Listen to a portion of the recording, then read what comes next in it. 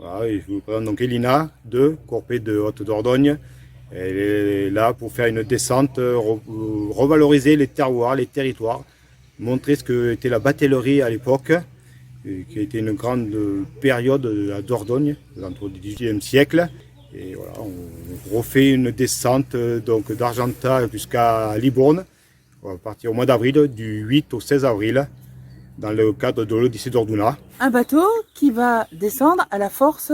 Alors à force des rames, comme se faisait à l'époque, voilà, les gabariers, comme faisait. Ce n'est pas, comme je dirais, voilà, certains ne seront pas très contents. Ce n'est pas un problème de couillon. Il n'y a pas de moteur dessus. C'est voilà, authentique. C'est un bateau comme il y avait il y a 200 ans. Quelles difficultés vous allez rencontrer? Alors, les difficultés, alors les premières difficultés, voilà, c'est les niveaux d'eau qu'il nous faut. Alors, il nous faut un minimum d'eau pour descendre, même si on n'a pas le même tirant d'eau qu'il y avait à l'époque, parce que le bateau ne sera pas chargé comme c'était il y a 100 ans. À l'époque, il descendait avec un bateau comme ça qui fait donc à peu près 5 tonnes à vide, plus entre 10 et 15 tonnes de marchandises. Donc ça faisait des bateaux de pratiquement 20 tonnes qui descendaient, donc avec que 4 rameurs sur le haut pays, et puis 2 rameurs à partir de Souillac.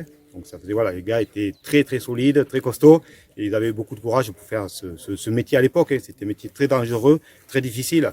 Donc voilà, nous on va dire que on descend, c'est plus, voilà, on va dire pas touristique, parce que c'est pas du tourisme, c'est pas, voilà, c'est représenter, retravailler, représenter la batellerie de l'époque. Mais nous on sera, voilà, à vide, avec un bateau qui fera 5 tonnes, et on est 6 rameurs dessus, donc voilà, on va dire beaucoup plus calme, beaucoup plus détendu qu'à l'époque.